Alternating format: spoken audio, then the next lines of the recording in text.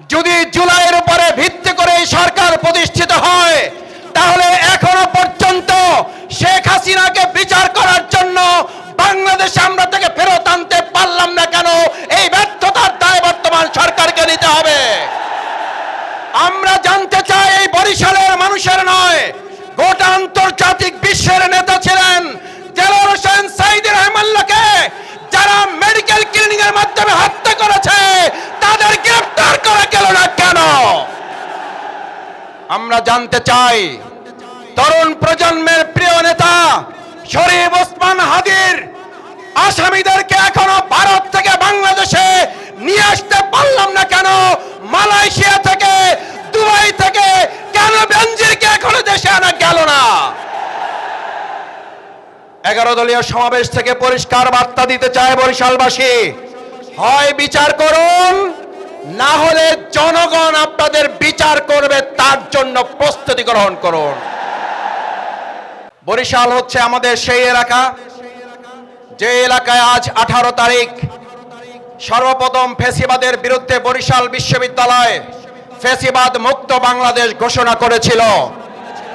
বরিশাল হচ্ছে সেই বরিশাল, যেই বরিশাল থেকে আমাদের প্রিয় মাতৃভূমি বাংলাদেশকে ফ্যাসিবাদ মুক্ত করার জন্য এখানকার তরুণ দামাল ছেলেরা জীবন বাজি রেখে বলেছিল, বরিশাল যেহেতু ফ্যাসিবাদ মুক্ত হয়েছে, বাংলাদেশও ফ্যাসিবাদ মুক্ত হতে বাধ্য।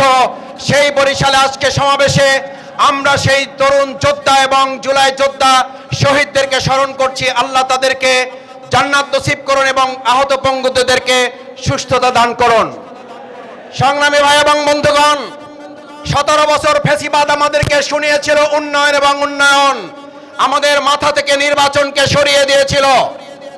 অন্তর্বর্তীকালীন সরকারের সময় আমরা একটা দলকে দেখলাম, বিএনপি আমাদের মাথায় এসে ঢুকিয়ে দিল নির্বাচন এবং নির্বাচন বিচার এবং সংস্কার আমাদের মাথা থেকে সরিয়ে দিল। আমরা একটা কথা বর্তমান সরকারকে জানতে চাই, যদি জুলাইয়ের উপরে ভিত্তি করে এই সরকার প্রতিষ্ঠিত হয়, তাহলে এখনো পর্যন্ত শেখ হাসিনাকে বিচার করার জন্য বাংলাদেশে আমরা তাকে ফেরত আনতে পারলাম না কেন? এই ব্যর্থতার দায় বর্তমান সরকারকে নিতে হবে। আমরা জানতে চাই, এই বরিশালের মানুষের নয়, গোটা আন্তর্জাতিক বিশ্বের নেতা ছিলেন দেলোয়ার হোসেন সাঈদী রহমাল্লাহকে যারা মেডিকেল ক্লিনিং এর মাধ্যমে হত্যা করেছে, তাদের গ্রেফতার করা গেল না কেন? আমরা জানতে চাই, তরুণ প্রজন্মের প্রিয় নেতা শরীফ ওসমান হাদির আসামিদেরকে এখনো ভারত থেকে বাংলাদেশে নিয়ে আসতে পারলাম না কেন? মালয়েশিয়া থেকে, দুবাই থেকে কেন বেনজিরকে এখনো দেশে আনা গেল না? 11 দলীয় সমাবেশ থেকে পরিষ্কার বার্তা দিতে চায় বরিশালবাসী, হয় বিচার করুন, না হলে জনগণ আপনাদের বিচার করবে, তার জন্য প্রস্তুতি গ্রহণ করুন। কথা পরিষ্কার, একদল ফ্যাসিস্ট আমাদেরকে বলেছিল উন্নয়ন উন্নয়ন, নির্বাচন নাই, আর আপনারা এখন আবার নতুন করে নির্বাচন দিয়ে উন্নয়নের নামে বিরোধী দলকে বৈষম্যের মধ্যে ফেলে দিয়ে আপনারা বিচার এবং সংস্কারকে ভুলিয়ে দেওয়ার ষড়যন্ত্র করছেন। আবার এই প্রজন্ম জেগে ওঠে, বিচার সংস্কার বাস্তবায়ন করে নতুন সরকার প্রতিষ্ঠা করা হবে। যদি তার জন্য আরেকবার ডাক দিতে হয়, তার জন্য আরেকবার রাস্তায় নামতে হয়, আমার বরিশালবাসী 18 তারিখ যেভাবে রাস্তায় নেমেছিলেন, আরেকবার 11 দলীয় নেতা ডাক্তার শফিকুর রহমান ডাক দিলে, জোট নেতৃবৃন্দ ডাক দিলে রাস্তায় নামতে রাজি আছেন কারা? ধন্যবাদ সবাইকে। সেই রাজপথে নেমে আবার বিচার সংস্কার আদায়ের জন্য প্রস্তুত থাকার আহ্বান জানিয়ে কথা শেষ করছি। আল্লাহ হাফেজ।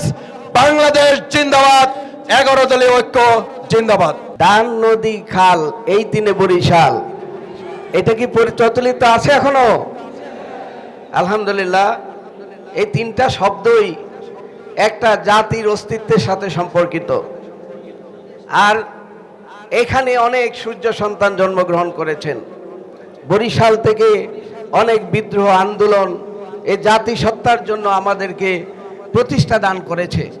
আজকের সেই বরিশালের এই বিশাল জনসভার সম্মানিত সভাপতি, আমাদের এই অঞ্চলের আগামী দিনের স্বপ্ন অ্যাডভোকেট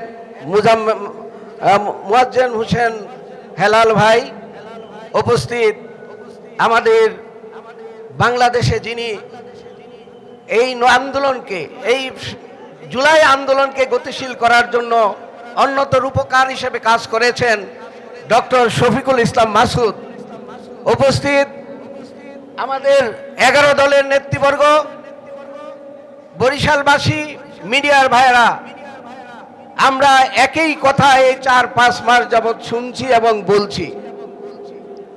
আমাদের একটা প্রচলিত কথা আছে, সোজা আঙ্গুলে ঘি উঠে না। এই বিএনপি সরকার প্রতিষ্ঠিত হওয়ার পর থেকে তারা জাতির সাথে এমন কিছু উদাহরণ তৈরি করেছে যে উদাহরণগুলো আমাদের জন্য খুব স্বস্তিদায়ক না এবং খুব সহজ না। 1951 সালে 3 দলীয় ঐক্যের রূপরেখা ছিল তত্ত্বাবধায়ক সরকার। তারা 5 বছর সেই তত্ত্বাবধায়ক সরকার বাস্তবায়ন করে নাই। এরা প্রতারক, এরা ধোঁকাবাজ, এরা মানুষের অধিকার নিয়ে সব সময় খেলা করে। সেই 56 সনে মানুষ যখন তাদেরকে এক করে করে বন্দী করে ফেলেছিল, তখন একটা নামমাত্র নির্বাচন দিয়ে একটা এজেন্ডার উপর সারা রাত সংসদ চালিয়ে সেই তত্ত্বাবধায়ক সরকার প্রতিষ্ঠিত করেছিল। আমরা সবচেয়ে বড় যে দুঃখের বিষয়, যে আমাদের জন্য বিপজ্জনক, 2006 সনে 2004 সনে তারা চতুর্দশ সংশোধনী করে সংবিধানের প্রধান বিচারপতির বয়স 2 বছর বাড়িয়েছিল। উদ্দেশ্য ছিল তত্ত্বাবধায়ক সরকারের প্রধানকে তাদের দলীয় বিচারপতির মাধ্যমে নির্বাচনে কারচুপি করে তারা রাষ্ট্র ক্ষমতায় আসবে। বাংলাদেশের মানুষ তা মেনে নেয় নাই।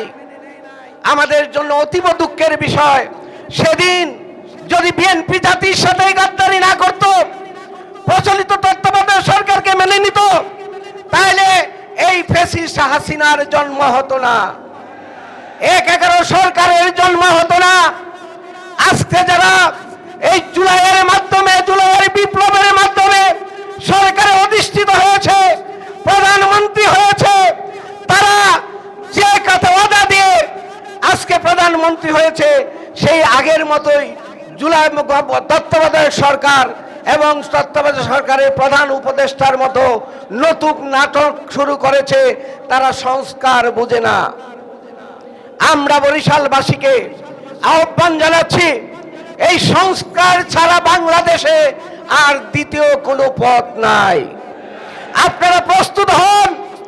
11 দলের নেতা, বিরোধী দলের নেতা, বাংলাদেশ জামাতে ইসলামের আমির ইতিমধ্যে ঘোষণা দিয়েছেন বাংলাদেশে অনিবার্য বিপ্লবের পথে আগাচ্ছে।